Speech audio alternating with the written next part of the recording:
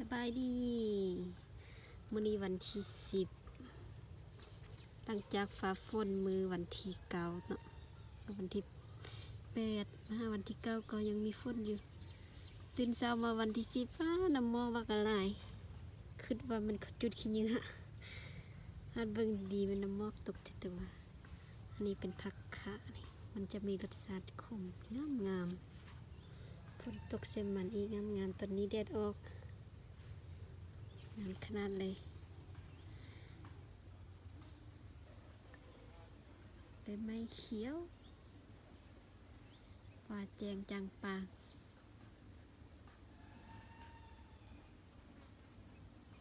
มีกำดี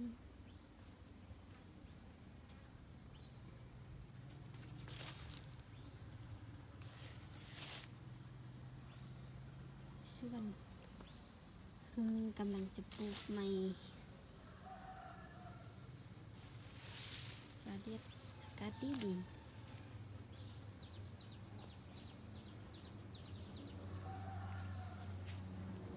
นี่เป็นมะเขือ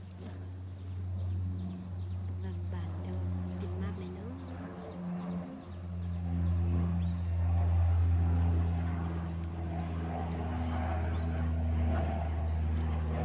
สีและหอมป้อมหอมเทียมและการกำ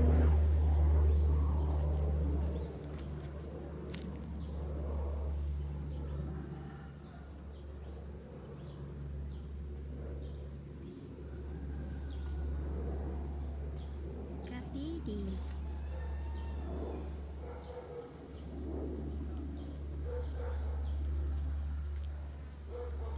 บัว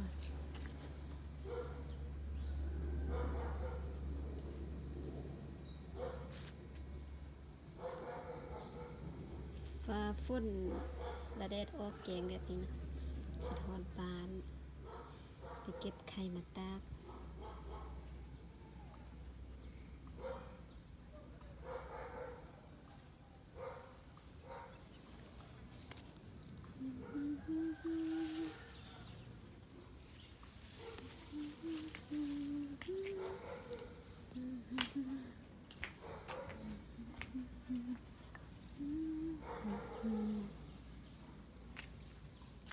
มีเสียงนกฮ้องพร้อม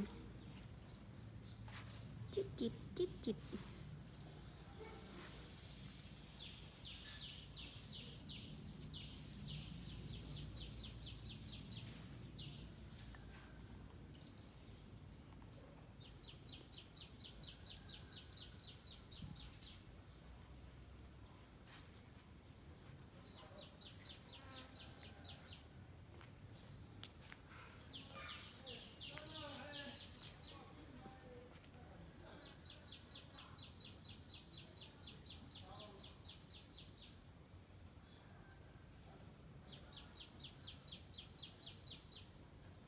นกยังฮ้อง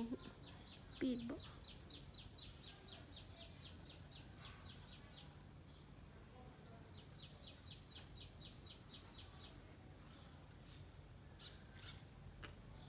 มีนกมีหนูฮ้องฟ้าฝนปีใหม่แล้วบ่นี้เนาะฝนปีใหม่ท้องฟ้าแจ่มใส